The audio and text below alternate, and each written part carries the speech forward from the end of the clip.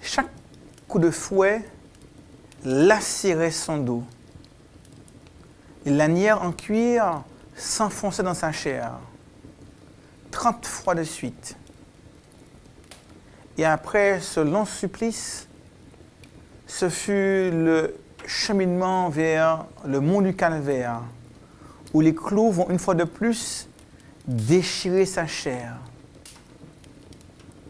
De 9h du matin jusqu'à 3h de l'après-midi, cet homme, nommé Jésus, dit le Christ, va agoniser, souffrir.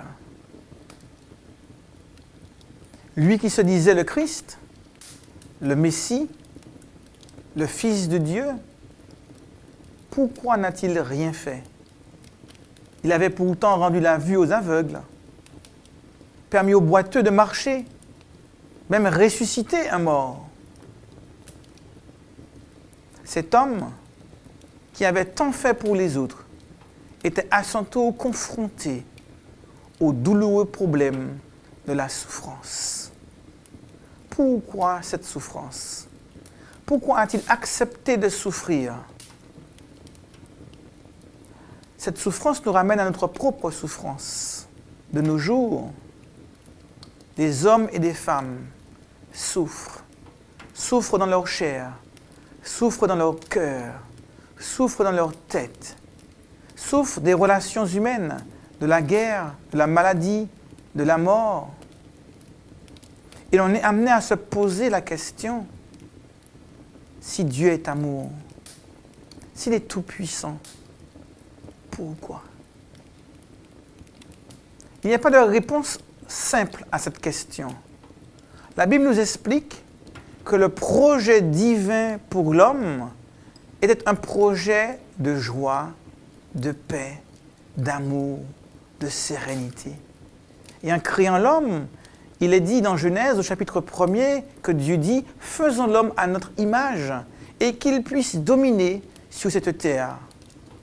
Dieu a donc remis à l'homme la domination sur la planète pour la garder, la protéger, la cultiver. L'homme a choisi, dans cette domination, de s'opposer à Dieu, de créer la rupture avec son Créateur, jetant ainsi la planète toute entière dans un chaos, dans un tumulte, où la souffrance deviendra le quotidien de l'humain. La domination remise à Adam a été utilisée par celui-ci pour mener la planète dans une direction ayant engendré le chaos le plus total, la misère extrême. Et face à cette situation, Dieu a voulu apporter une réponse surprenante. Surprenante pour nous, surprenante pour l'univers tout entier. Il a choisi la voie de l'amour. Il a choisi d'opposer l'amour à la souffrance. Par sa souffrance à la croix, Dieu a apporté une réponse au problème de la souffrance. Il a montré tout d'abord sa disponibilité pour amener l'homme dès aujourd'hui, par l'amour, à combattre toutes les formes de souffrance, dans la relation à l'autre, dans la famille, dans le voisinage, dans la vie, dans l'entraide, le soutien, l'humanitaire. Il a lui-même donné l'exemple en nourrissant, en guérissant, en soignant, en apportant le réconfort et l'écoute dont les hommes et les femmes avaient besoin lorsqu'il était sur terre. Il nous a montré que la voie pour répondre au problème de la souffrance, c'est d'abord l'expression de l'amour.